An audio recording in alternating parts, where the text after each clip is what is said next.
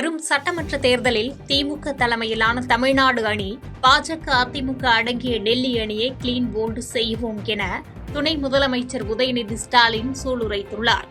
அரியலூர் மாவட்டம் ஆண்டிமடத்தில் நடைபெற்ற திமுக நிகழ்ச்சியில் பங்கேற்று பேசிய துணை முதலமைச்சர் உதயநிதி ஸ்டாலின், பாஜக அரசு சுரண்டப்படுகின்ற மாநிலமாகவும் வஞ்சகப்படுகின்ற மாநிலமாகவும் தமிழ்நாடு உள்ளதாகவும், இதற்கு எடப்பாடி பழனிசாமி துணை போவதாகவும், தேர்தலுக்கு பிறகு பாஜகவோடு அதிமுகவை எடப்பாடி பழனிசாமி இணைத்து விடுவார் என்றும் விமர்சித்து பேசினார். மேலும் எடப்பாடி பழனிசாமி தமிழ்நாட்டை டெல்லியில் அடகு வைக்க பார்ப்பதாகவும், வரும் சட்டமன்ற தேர்தலில் திமுக தலைமையிலான தமிழ்நாடு அணி டெல்லி அணியை கிளீன் போல்டு செய்ய வேண்டும் என சூளுரைத்து பேசினார். ஒட்டுமொத்த தமிழ்நாட்டையும் இன்னைக்கு திரு எடப்பாடி பழனிசாமி அவர்கள் டெல்லி கிட்ட அடகு வைக்க பார்க்கிறார். நம்முடைய உரிமைகளை அடகு வைக்க பார்க்கிறார். அந்த டெல்லி அணியை எதிர்த்துதான் இன்னைக்கு நம்முடைய தலைவர் தலைமையில மதச்சார்பற்ற முற்போக்கு கூட்டணி திமுக தலைமையிலான தமிழ்நாடு அணி இன்னைக்கு களத்துல நிக்குது. வர்ற சட்டமன்ற தேர்தலில் டெல்லி அணிய மொத்தமா தமிழ்நாட்டு மக்கள் கிளீன் போல்டு செய்வாங்க. அதுக்கு கழக உடன்பிறப்புகள், இங்க வந்திருக்கக்கூடிய தாய்மார்கள், நீங்க ஒவ்வொருத்தரும் களத்துல தீயா வேலை செய்யணும். கரூர் கூட்ட நெரிசல் சம்பவத்திற்கு ஆறுதல் தெரிவிக்க சென்ற தனக்கு சம்மன் வழங்கப்பட்டுள்ளது ஆச்சரியமாக உள்ளது என செந்தில் பாலாஜி பேட்டியளித்துள்ளார். கரூரில் செய்தியாளர்களை சந்தித்த கரூர் சட்டமன்ற உறுப்பினர் செந்தில் பாலாஜி, கரூர் கூட்ட நெரிசல் சம்பவத்திற்கு சிபிஐ சம்மன் வழங்கியது குறித்த கேள்விக்கு பதிலளித்தார். அப்போது தனக்கு எந்த அடிப்படையில் சிபிஐ சம்மன் வழங்கியுள்ளது என்பது தெரியவில்லை என்றும், நிகழ்ச்சி நடத்திய கட்சி அதற்கு அனுமதி வழங்கியது காவல்துறையும் மாவட்ட நிர்வாகமும் தான் என்றும், இது ஆச்சரியமாக உள்ளது என தெரிவித்தார். மேலும் தொடர்ந்து பேசிய அவர், இச்சம்பவம் நடைபெற்ற அன்று மருத்துவமனைக்கு சென்று ஆறுதல் தெரிவித்த தனக்கு சம்மன் வழங்கிய சிபிஐ அன்றைய தினம் மருத்துவமனைக்கு வந்த அனைவருக்கும் சம்மன் அனுப்பப்படுமா என கேள்வி எழுப்பினார். நேரில் நான் போறேன், கேட்கக்கூடிய கேள்விகளுக்கு அது பொறுத்து எந்த மாதிரியான கேள்விகள் வருது, இந்த அடிப்படையில் நிகழ்ச்சி நடத்துறது ஒரு இயக்கம்.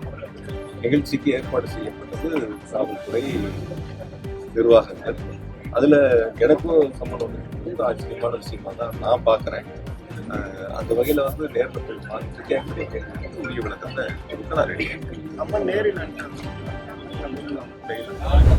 எரிவாயு தட்டுப்பாட்டிற்கு மத்திய அரசே காரணம் என நெல்லையில் சபாநாயகர் அப்பாவு குற்றம் சாட்டியுள்ளார். நெல்லையில் செய்தியாளர்களை சந்தித்த சபாநாயகர் அப்பாவு, 30 நாட்களுக்கு தேவையான கேஸ், பெட்ரோல், டீசல் கையிருப்பில் இருப்பதாக மத்திய அரசு கூறியிருந்த நிலையில் தற்போது கேஸ் தட்டுப்பாடு ஏற்பட்டுள்ளது என்று சாடி பேசினார். 1 மாதத்திற்கான கேஸ் எங்கே என்று கேள்வி எழுப்பிய அவர், மத்தியில் ஆட்சியில் உள்ளவர்களின் நண்பர்கள் இந்த தொழிலில் இருப்பதால் அவற்றை பதுக்கி வைத்து செயற்கையான தட்டுப்பாட்டை உருவாக்கி விலையை ஏற்றி கொள்ளையடிப்பதாக குற்றம் சாட்டி பேசினார். மேலும் தொடர்ந்து பேசிய அவர், மோடி, அமித்ஷா ஆகியோர் எத்தனை முறை தமிழகம் வந்தாலும் அவர்களுக்கு இங்கு ஒன்றும் இல்லை என்பது தெரிந்துவிட்டது என்றும், ஆகையால் அவர்கள் வருகையை திமுக எதிர்க்க வேண்டிய அவசியம் இல்லை என தெரிவித்தார். மாண்புமிகு பாரத பிரதமர் மத்தியில் ஆட்சியில் இருக்காங்க. அந்த அரசு தான் 4 நாளைக்கு முன்னால என்ன சொல்றாங்கன்னா, 30 நாட்களுக்கு தேவையான கேஸ் இருக்கு, பெட்ரோல் இருக்கு, டீசல் இருக்கு, எந்த பிரச்சனையும் இல்லை, 1 மாத காலத்துக்கு சொன்னாங்க. அந்த 1 மாத காலத்துக்கு இருந்த கேஸ் எங்க, டீசல் எங்க, பெட்ரோல் எங்க? இவையெல்லாம் தன்னுடைய நண்பர்கள் அந்த தொழிலில் இருக்கிறாங்க, அவங்கள விலையை கூட்டி கொள்ளையடிக்காக பதுக்கி வச்சிருக்கிறது மத்திய அரசு. மத்திய அரசு தான் பதுக்கி வச்சிருக்கு. உண்மையிலேயே ஒரு இல்லாத அதாவது தட்டுப்பாடு கிடையாது, தட்டுப்பாடா உருவாக்குறாங்க. அல்லது பொய்யான தகவல் சொன்னாங்களா? கேளுங்க. நீங்க 4 நாளைக்கு முன்னால சொன்னது பொய்யா, இன்னைக்கு சொல்றது பொய்யா? எது உண்மைன்னு நீங்க தான் சொல்லணும். ஆண்களை விட பெண்கள் புத்திசாலிகள் என உணர்த்தி வீட்டிற்குள் அடைந்திருந்த பெண்களை வெளியே வர வைத்தது திராவிட மாடல் என அமைச்சர் KKSSR ராமச்சந்திரன் பேசியுள்ளார். விருதுநகர் மாவட்டம் அருப்புக்கோட்டை தனியார் மண்டபத்தில் ஊரக மற்றும் நகர்ப்புற வாழ்வாதார இயக்கம் சார்பில் மகளிர் சுய உதவி குழுக்களுக்கு கடன் வழங்கும் நிகழ்ச்சி நடைபெற்றது. இந்த நிகழ்ச்சியில் வருவாய்த்துறை அமைச்சர் KKSSR ராமச்சந்திரன் கலந்து கொண்டு மொத்தம் 1071 பயனாளிகளுக்கு ரூபாய் 17,80,00,000 மதிப்பிலான கடன் உதவிகளை வழங்கினார்.